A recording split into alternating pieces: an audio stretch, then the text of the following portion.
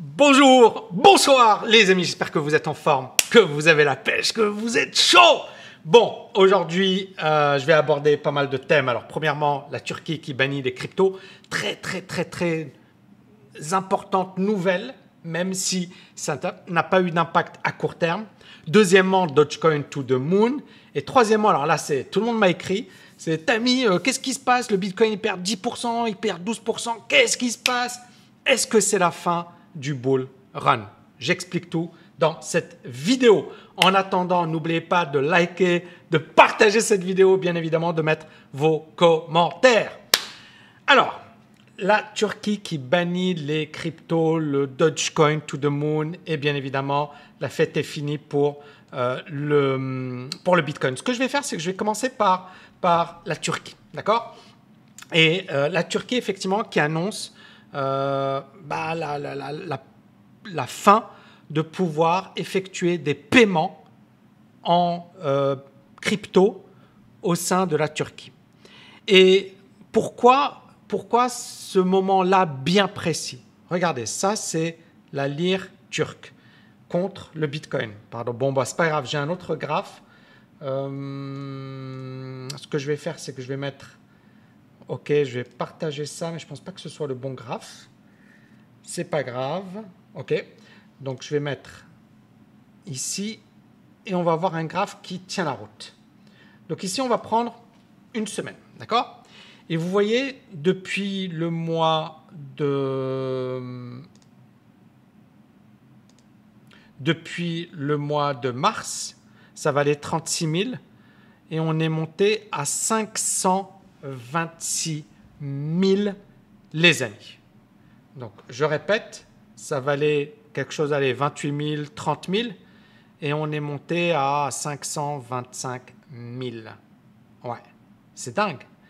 Et ça veut dire que la lire turque s'est juste effondrée. Et on le voit ici rapidement, USD, TRY.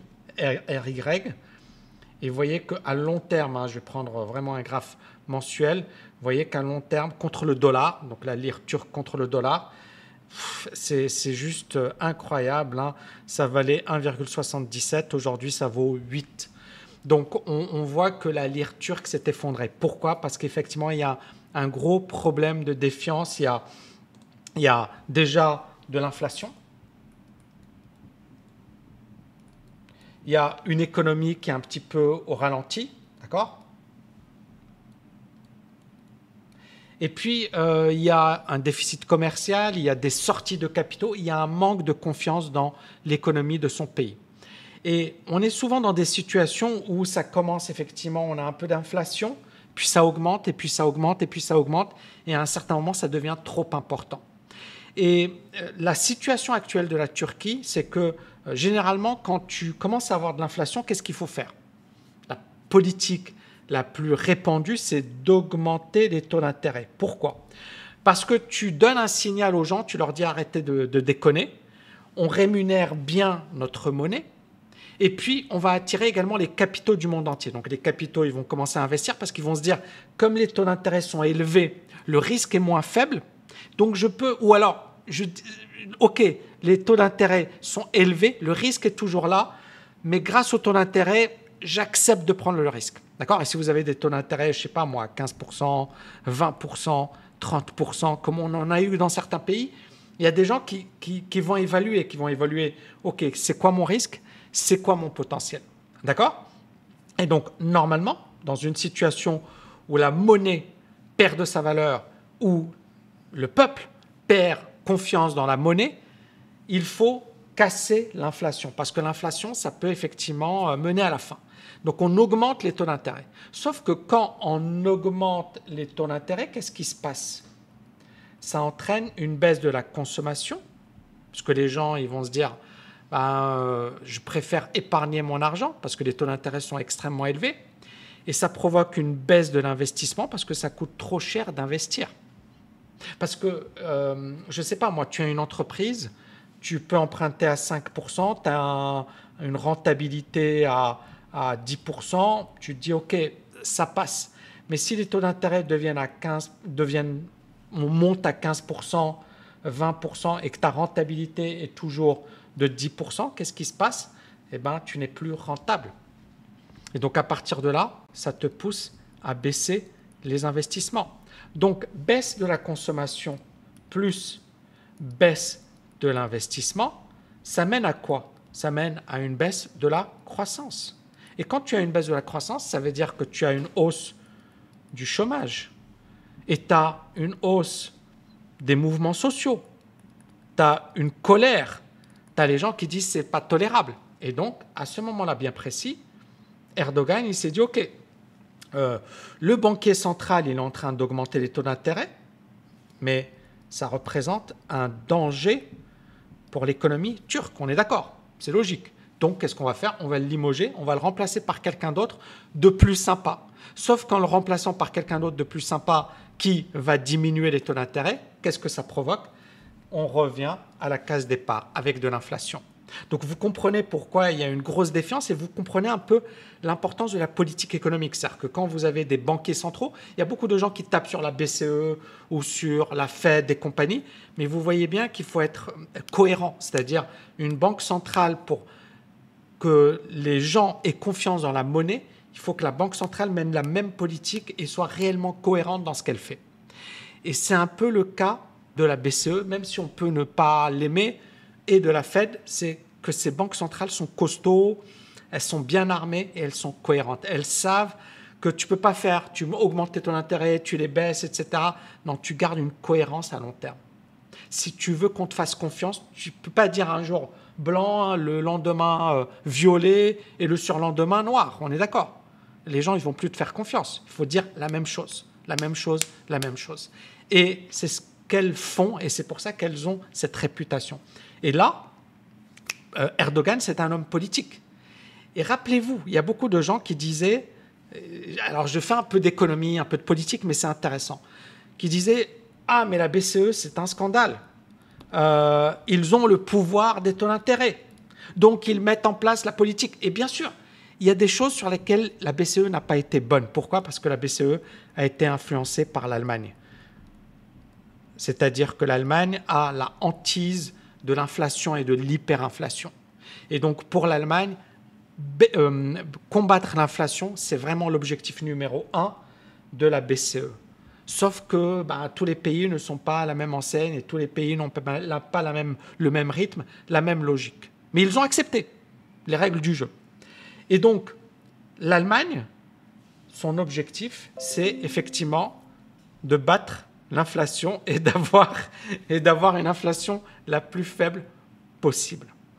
Et donc, à partir de là, si on met un homme politique, d'accord? Et cet homme politique, tu lui dis, c'est à toi de décider de ce qui va se passer. Un homme politique, son objectif, c'est d'être réélu. D'accord? Donc, qu'est-ce qu'il va faire? Quand il voit que la situation ne se passe pas bien, il va voir son banquier central, il va lui dire, « Eh oh, arrête de déconner, tu baisses les taux d'intérêt, tu relances l'économie, tu n'augmentes pas les taux d'intérêt, regarde, les gens, ils ne sont pas contents, etc., etc., etc. » Un homme politique, il a une perspective court terme. Mais une banque centrale, elle a une perspective long terme. C'est son objectif premier, c'est de dire l'inflation, c'est le danger. L'inflation, ça peut tuer une économie. Et vous voyez un petit peu le dilemme, c'est-à-dire l'homme politique qui a des objectifs et qui a des contraintes, et la banque centrale qui a également des contraintes. C'est-à-dire que si, par exemple, tu baisses les taux d'intérêt puis tu les augmentes, il n'y a plus de confiance. Et c'est ce qui s'est passé pour la Turquie. Et vous voyez, encore une fois, on critique la BCE, et encore une fois, je ne dis pas que c'est parfait, mais c'est très, très, très complexe. C'est pour ça que je dis, c'est pas aussi simple que ça. On tape sur un truc, mais derrière, on n'a pas tous les éléments. Et les éléments, je vous en ai donné quelques-uns quand même. C'est-à-dire, regardons un cas concret, la Turquie, où le Premier ministre a une influence directe sur la politique monétaire. Et on voit les conséquences que ça a, en ce sens que personne n'a confiance aujourd'hui dans la monnaie turque, et même les Turcs eux-mêmes n'ont pas confiance dans leur monnaie. Comment dirais-je, le constat, il est là. Regardez, là, c'est la détention de l'argent dans les banques de monnaie turque versus de monnaie étrangère. Ici, alors c'est vraiment, vraiment, vraiment, vraiment un graphe qui est au top du top du top. Ici, on avait la monnaie turque qui représentait 60% des dépôts dans les banques. D'accord? Donc, percentage of Turkish residents total bank deposits. 60% c'était de la monnaie turque. Et donc 40% des monnaies étrangères. Aujourd'hui, on a 55% c'est des monnaies étrangères et 45% c'est de la monnaie turque. Ça montre que le peuple turc, il a de moins en moins confiance dans sa propre monnaie, du fait des politiques monétaires qui ne sont pas cohérentes. Et donc, ici on revient un peu sur cet article. OK. Et donc ici, vous avez la Banque centrale qui explique que les crypto-monnaies sont extrêmement volatiles, qu'elles peuvent être utilisées comme pour des activités illégales. Ça nous rappelle qui? Lagarde, Bullard, voilà, tous les gros banquiers centraux de la planète disent la même chose. Ils ont les mêmes arguments. Il y a même pas, ils disent tous la même chose. Bizarre. Ensuite, the bank also said crypto assets are neither subject to any regulation and supervision. C'est-à-dire que ces crypto-actifs n'ont aucune régulation, aucune supervision, aucune autorité centrale. Et puis, alors les crypto-monnaies, etc. Et vous avez la Chine qui a un regard étroit sur le trading du Bitcoin. Les officiels du Nigeria qui expliquent que l'utilisation massive du Bitcoin porte ou fait du mal à la monnaie locale, le Naira, et que pour beaucoup de locaux, bien évidemment, pourquoi ils s'intéressent à... et donc, ici, on est véritablement dans un phénomène où, vous voyez, même ici en Turquie, l'intérêt pour le Bitcoin est monté en puissance après la difficulté de la lire turque. Et c'est vraiment un laboratoire pour les autres pays, pour les autres monnaies, etc. Pourquoi? Parce que justement, ce qui se passe en Turquie, c'est quand même une grosse économie, c'est pas rien. Parce ce qui passe en Turquie peut arriver ailleurs. Donc ici, on voit que les gens s'intéressent de plus en plus au Bitcoin. Et vous voyez les recherches online sur les crypto-monnaies, ou le Bitcoin et les crypto-monnaies en général. Ici, c'était le niveau, il était à 10, 11. Et là, il a été multiplié par 10 début 2021. Les Turcs ont mis de l'argent en or, en dollars et en euros parce qu'ils ont de moins en moins confiance dans leur monnaie nationale. Et Erdogan, il a poussé le public à investir leur or et leur épargne dans la monnaie turque, dans l'économie turque. Vous voyez ici, Erdogan a demandé, a urged, c'est presque insisté sur le fait que le public investisse son or, son épargne, les monnaies étrangères dans l'économie turque. Pourquoi? Parce que c'est ce qui va permettre à l'économie turque de repartir. Et encore une fois, on voit encore une fois la difficulté de la chose. Maintenant, ce qui est intéressant ici pour les gens qui adorent les cryptos, etc., c'est ça. C'est ce que vient de dire Özgur Güneri, donc qui a un échange turc et qui dit « Les nouvelles régulations vont avoir un impact limité sur mon business parce que la plupart des crypto-monnaies sont utilisées comme réserve de valeur et pas pour faire des paiements. » Et la Turquie a banni les paiements, pas le fait de stocker tes bitcoins. Et from the user's perspective, ils peuvent, donc n'importe qui peut continuer à acheter, vendre des cryptos à travers les plateformes. I don't see it as a long-term problem. Pour moi, ce n'est pas un problème à long terme. Maintenant, encore une fois, ce n'est que le début. Peut-être que la Turquie va renforcer encore plus son attaque. Le but de la Turquie, il est très simple. On l'a dit, il y a un manque de confiance dans la monnaie. Les taux d'intérêt, on est obligé soit de les augmenter, mais auquel cas on tue l'économie, soit de les baisser, mais on a une fuite de l'argent et on a une hausse de l'inflation qui aggrave la situation. Donc on voit que les hommes politiques sont bloqués, les banquiers centraux sont bloqués et que ça va être beaucoup de psychologie. Et que le Bitcoin, il aggrave la situation. Donc le Bitcoin devient un ennemi pour les dirigeants turcs. Et on peut le comprendre, on peut le comprendre. Et ça va être le cas dans n'importe quel autre pays. Si à un certain moment, les gens investissent leur argent dans une crypto et que ça aggrave la situation de la monnaie locale, bah, les dirigeants ils vont être obligés à un certain moment de se dire on défend d'abord les intérêts nationaux. Et donc c'est vrai que ça peut paraître complexe pour certains, mais c'est du bon sens. Donc voilà, bon après bien évidemment, on peut pas empêcher les transactions, il y aura toujours des transactions souterraines, et c'est ça le truc, c'est que voilà, quelqu'un qui dit c'est comme vouloir bannir des échanges de fichiers ou certains mots, c'est impossible, on peut le dire, mais on ne peut pas le faire. Ça va être très difficile pour les dirigeants de pouvoir appliquer ces mesures, mais encore une fois, et c'est là où on parle de sanctions. C'est comme, par exemple, je ne sais pas moi, à Dubaï, si tu as de la drogue, c'est prison dans certains pays asiatiques, Thaïlande, Indonésie, c'est peine de mort. Je pense que vous le savez, c'est peine de mort. Est-ce que ça empêche les gens de trafiquer de la drogue? Non. Mais on est bien d'accord que quand tu fais ça, tu connais les conséquences. Et tu sais que s'ils t'attrapent, ils ne vont pas te rater. Et ils donnent des exemples. Ils montrent, genre, voilà, on a exécuté telle personne, telle personne, telle personne. C'est juste pour que les gens prennent conscience du danger. Donc, bien sûr qu'ils ne peuvent pas empêcher. C'est comme la drogue, tu ne peux pas empêcher. Tu peux pas empêcher, mais à un certain moment, tu peux punir sévèrement. Et c'est là où voilà, certaines personnes vont quand même se poser des questions avant de faire quoi que ce soit. Deuxième chose dont je voulais parler, c'est bien évidemment le Dogecoin. C'est juste incroyable.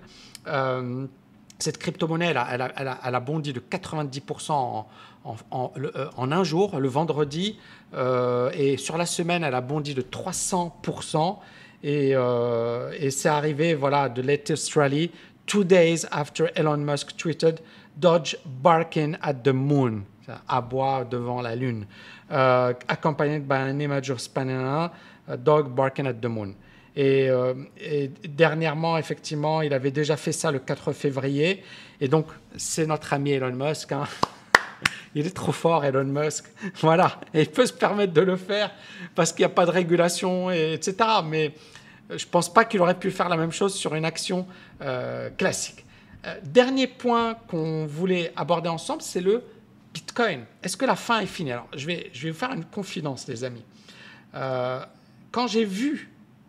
Alors, moi, j'ai vu Coinbase, hein, et je vous avais fait mon analyse. Je pense que vous vous en souvenez. Je vous avais dit que c'était une arnaque, d'accord? Et puis, et c'est vrai que... voilà, regardez. Ça, c'est le Coinbase, hein, c'est le 14 avril. Donc voilà, l'entrée de Coinbase en bourse, c'est le 14 avril. Donc on est sur les plus hauts ici. Et puis juste après, on voit la correction. Et puis ce qui est intéressant ici, c'est que, vous voyez, on a un point haut, puis un deuxième point haut, puis un troisième point haut. Mais on voit que c'est assez faible. Et je vous avais dit, regardez ici, ça a cassé cette zone. On a une divergence, mais là, voilà, c'était moyen ce qui s'était passé. Mais là, on est sur un phénomène assez intéressant parce qu'on se rapproche, et là je vais l'agrandir, on se rapproche de la zone de neutralité pour la première fois.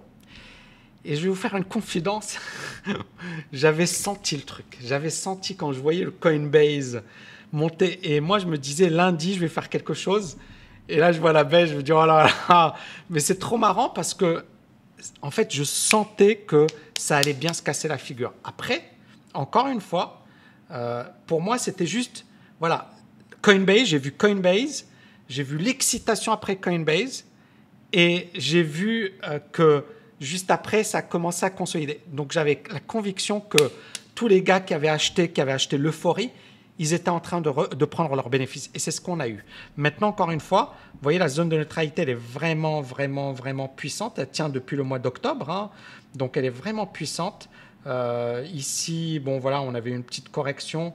mais pour moi, elle est vraiment puissante, au moins à court terme. À long terme, on est toujours sur une tendance très haussière. On a une première jambe de baisse possible, d'accord, par là. Mais attention, parce que ici, on est toujours haussier tant qu'on est au-dessus des 50%. On est toujours haussier. Mais on voit bien que depuis le mois de février, donc le 15 février, on fait vraiment du surplace. Donc on est dans une grosse consolidation, d'accord? Parce qu'aujourd'hui, on est le 18 avril, donc ça fait quasiment 2 mois. On est bien d'accord qu'on n'a pas véritablement progressé depuis 2 mois. Hein. Il y a eu des hauts, des bas, etc. Mais si vous prenez le point haut du 15 février à 58 000, aujourd'hui, on est en dessous. Donc on a même baissé par rapport à ce plus haut dessiné en 15 février. Le Bitcoin est en baisse. Maintenant, c'est quoi la zone de danger pour nous? Moi, je reste vraiment sur ma logique précédente. C'est ce niveau. D'accord? Ça nous a donné là. Là, on a Elon Musk. Voilà, on est sur, franchement, cet gros excès sur les cryptos. Pour moi, il faut le corriger. Donc, on peut avoir un truc qui fait ça, qui explose à la hausse. En fait, ça dépendra tellement de choses. Et pour moi, c'est du trading. Soit, et je le dis, il y a 2 approches pour les cryptos et le Bitcoin et compagnie. Première approche, c'est vraiment une approche investissement.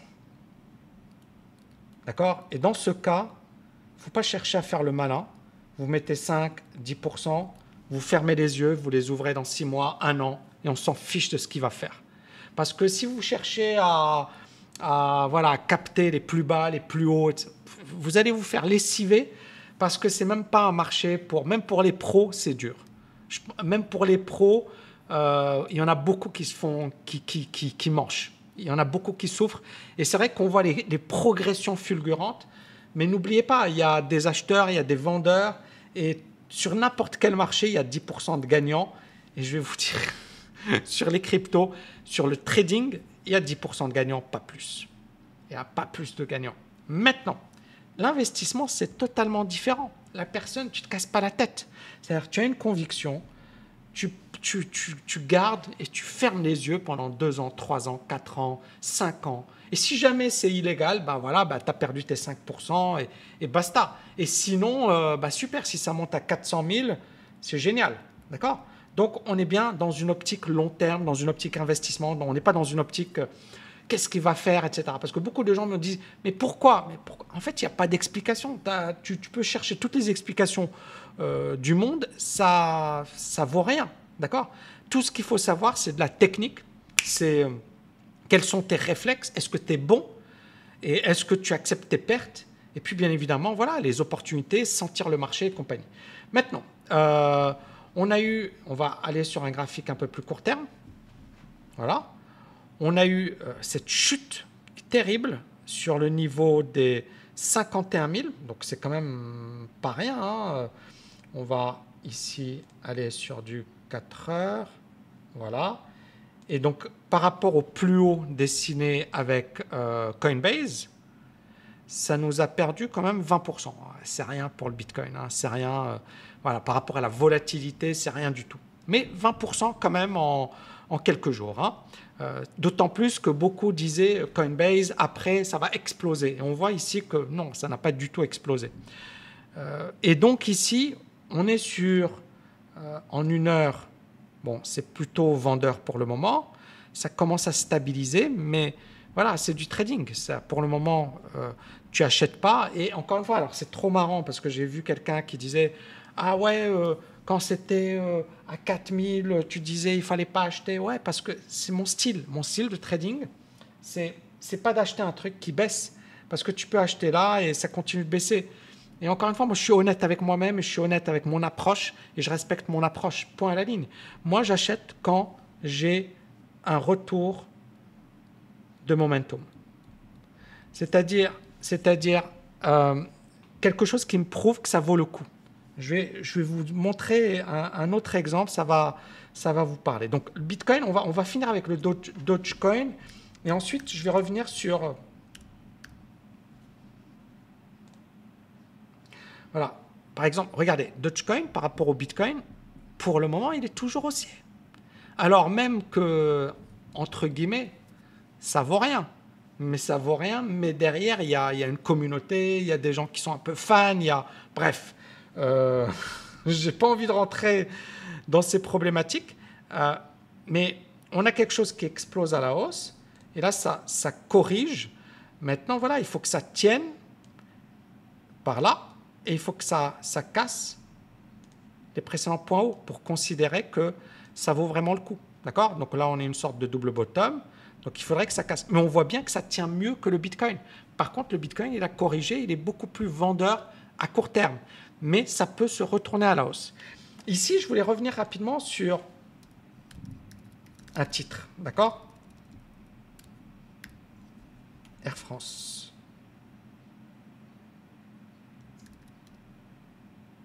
C'est AF, bon. Et je voulais vraiment revenir sur ça. Quand voilà, il y avait des actions sur lesquelles je disais il ne faut pas se positionner, ça ne m'intéresse pas. Et j'avais bien fait la comparaison. J'avais dit, voilà, Tesla, si tu me donnes ça et ça, tu me donnes Renault et Tesla, je préfère. Et il y en a qui ont déformé mes propos en me disant, il raconte des conneries à cause de toi, je ne me suis pas positionné sur Air France, j'aurais pu l'acheter à 2,60. Ouais, ok, très bien. Moi, je n'achète pas ça. D'accord? Par contre, ce que je vais acheter, c'est un truc qui me confirme. Par exemple, Air France, ça n'a jamais confirmé. Ça n'a jamais confirmé. C'est-à-dire que tu as eu un petit truc, mais ce n'est pas reparti à la hausse. Et donc, un an après, quand tu revois ma vidéo et tu revois ce que j'ai dit, je ne pense pas avoir eu tort. Maintenant, et j'étais très chaud sur les valeurs de santé, sur Tesla, parce qu'au même moment, et je vais vous montrer encore une fois l'exemple, au même moment, regardez, on est au même moment, et regardez Tesla, est puissant. Et c'est pour ça que moi, je l'explique souvent, je dis, je n'achète pas un truc qui se casse la figure, parce que ça peut continuer à se casser la figure pendant des années. J'achète un truc sur lequel il y a un intérêt. C'est mon approche. C'est de l'analyse technique, c'est de la psychologie, parce que sinon, tu rentres dans une optique qui est plus... à la Warren Buffett, c'est t'achètes un truc sous-évalué. Mais le problème, c'est très bien. Warren Buffett, il se dit, voilà, moi j'attends 10 ans, 20 ans, je m'en fiche.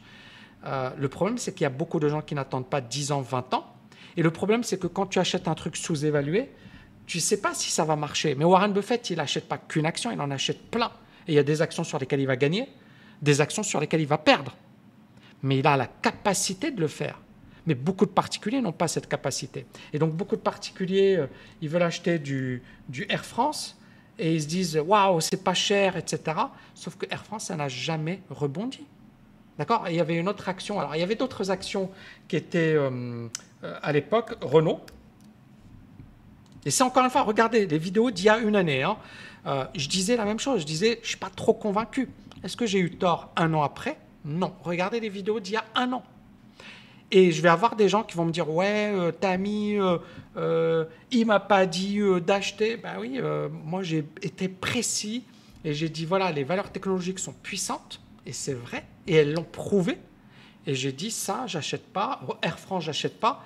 Et un an après, on voit que ces valeurs n'ont pas cartonné parce que derrière, il n'y avait pas une énergie. Donc ça, c'est de l'analyse technique. Et donc, c'est la même chose pour les crypto-monnaies. C'est-à-dire que, par exemple, je ne sais pas moi, on va prendre le TH. Et vous allez voir mes vidéos. Et regardez mes vidéos parce que le TH, ici, il y a des gens, ils me disaient, qu'est-ce que tu en penses? Je disais, j'en pense rien. Et là, j'avais dit, c'est génial.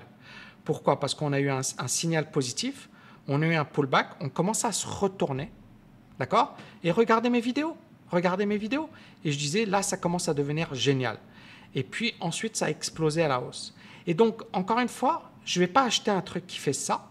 Pourquoi? Parce que je ne sais pas si ça va s'arrêter là, ou si ça va continuer de baisser. C'est juste du bon sens. C'est ma formation. Ma formation, c'est... en fait, tu peux avoir un truc qui baisse, qui remonte, qui baisse, qui remonte, qui baisse, qui remonte, et tu peux avoir ça pendant des années. Et pour pouvoir acheter quelque chose, tu dois avoir une confirmation. D'accord? Et on revient ici parce que pour moi, c'est un cas d'école. Là, on a eu l'excès. C'est là où j'avais dit attention, attention, attention. Et j'ai eu raison de le dire.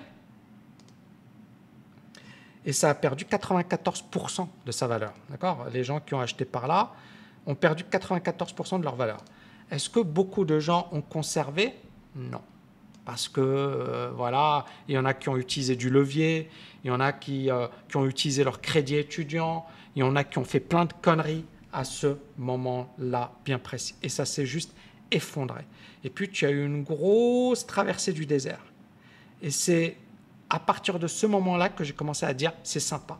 Et sur le Bitcoin, c'était un peu avant, avec mes étudiants. C'était à partir de ce moment-là. Vous voyez ici 4000, on a eu... Pourquoi? Parce que ça avait bien chuté, et là on a eu une très belle consolidation, et là on a eu une confirmation, la cassure, et les indicateurs qui étaient repassés acheteurs. Ensuite là, je suis redevenu mitigé, parce que c'était moyen. Ici, quand ça s'est cassé la figure, j'étais pas chaud du tout, mais j'assume, j'étais pas chaud du tout, et si c'était à refaire, je referais et je redirais la même chose. Et puis, quand ça a commencé à se consolider, etc., c'est là où j'ai commencé à redevenir positif. Et encore une fois, ce n'est pas de la langue de bois. Tout ce que je dis, c'est documenté dans mes vidéos. Maintenant, il y aura toujours des gens malhonnêtes pour te dire « Ouais, il ne voulait pas acheter ici. Ouais, ben, je ne voulais pas acheter ici. » Et pourquoi? Parce qu'encore une fois, c'est vraiment une question de comment tu investis. Il y a deux approches, encore une fois, dominantes. Il y a l'approche, je le dis pour vraiment que vous compreniez, l'approche investissement, d'accord? Où le timing, on s'en fiche. Pourquoi? Parce que ce n'est pas le timing qui est important. Ce n'est vraiment pas le timing qui est important. C'est ta conviction et c'est le fait à un certain moment de te dire, OK, historiquement, voilà, j'ai telle preuve. On a beaucoup moins d'éléments avec les cryptos, beaucoup moins d'éléments. On se base uniquement sur... voilà, sur cette intuition, sur cette croyance que ça va aller bien. C'est pour moi une intuition. Et parce que seule l'histoire nous le dira. Personne ne peut dire aujourd'hui ce qui va se passer demain.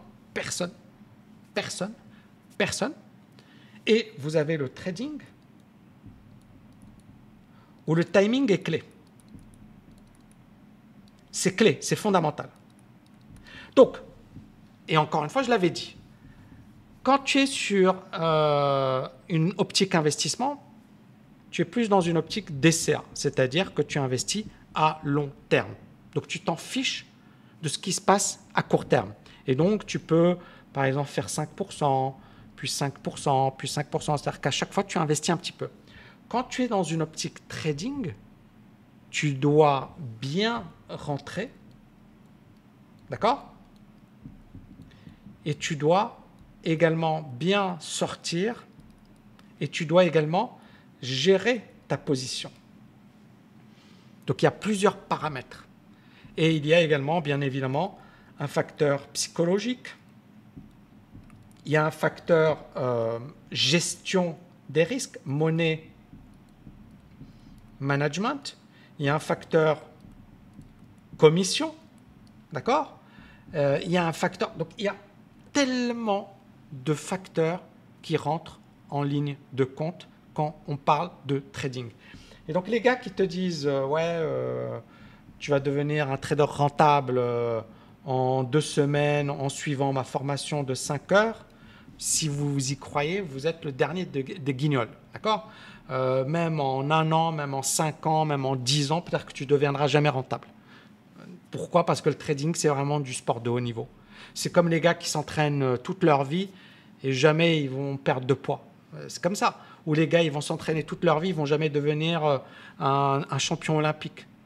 Parce que c'est ça le trading. Ça fait partie des domaines où il y a une énorme compétition. Et c'est la même chose pour le business. C'est la même chose pour le sport donc le sport de haut niveau. Donc pour moi, je mets le trading, je mets le business dans les catégories sport de haut niveau. Il faut avoir un mindset de malade mental, il faut être discipliné, il faut être super costaud, etc. Et donc les personnes qui se disent tiens, et je déteste ce marketing. Alors là, je le déteste. Les personnes qui vous disent, ouais, en 2 semaines, 5 heures de cours, tu vas devenir trader rentable, ce sont pour moi les pires des rigolos, quoi. C'est-à-dire, même en 5 ans, tu n'as pas d'assurance. Et moi, c'est quelque chose depuis des années, je le dis. Et je le dis et je le répète. C'est-à-dire, je dis à mes étudiants, je leur dis, bah, si au bout d'1 an, tu n'as pas de résultat, tu arrêtes le trading.